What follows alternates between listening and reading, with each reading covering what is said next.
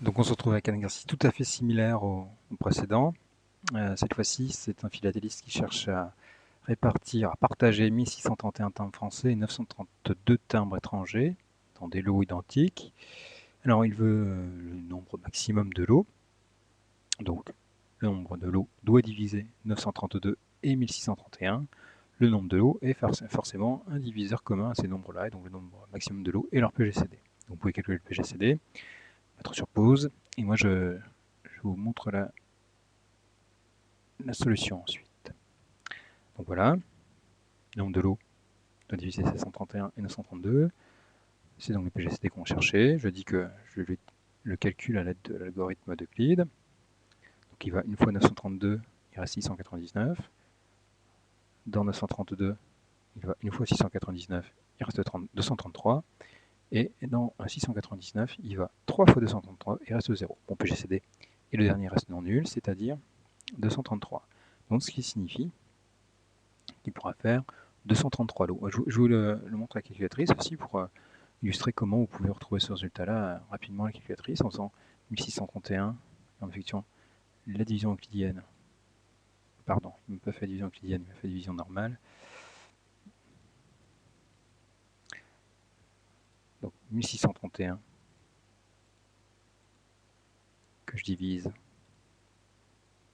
par 932, quotient 1 reste 699, et ensuite 932 divisé par 699, quotient 1 reste 233, et puis finalement vient le dernier, 699, divisé par 233, donc on va revoir notre reste nul. Donc le dernier reste non nul, c'est 233, notre PGCD. Donc ensuite, c'est un exercice tout à fait identique au précédent. Donc on se demande quelle est la répartition, en fait, quelle est la composition de nos lots de timbres. Ben, évidemment, on va diviser le nombre de timbres français par le nombre de lots, et le nombre de timbres étrangers par le nombre de lots aussi.